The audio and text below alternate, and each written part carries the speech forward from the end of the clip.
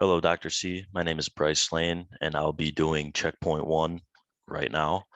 The last four numbers of my M number are 8152. So I put it in this matrix right here, matrix A.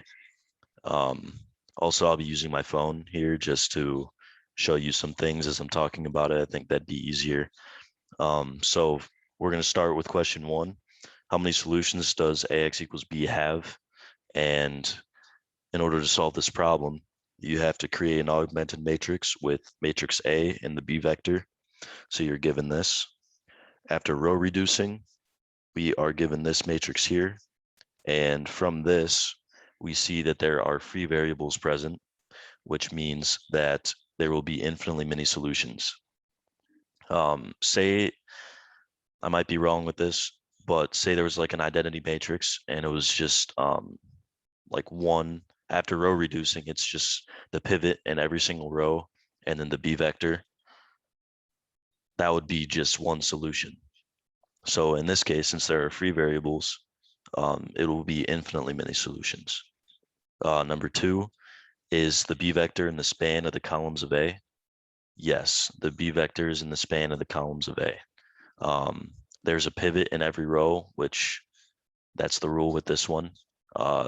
There has to be a pivot in every single row, which allows the B vector to be a linear combination of the columns of A as well.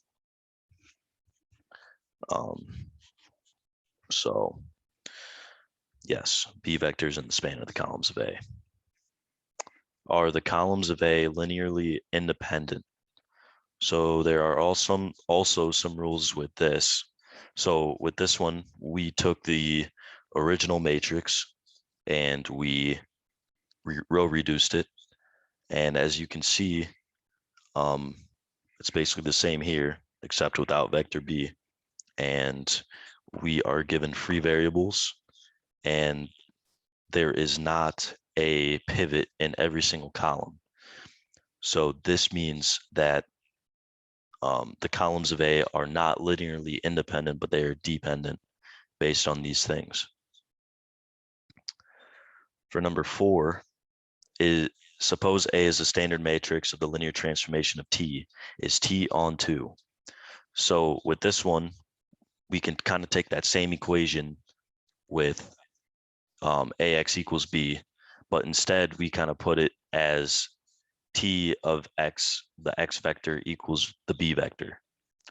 So again, after row reducing and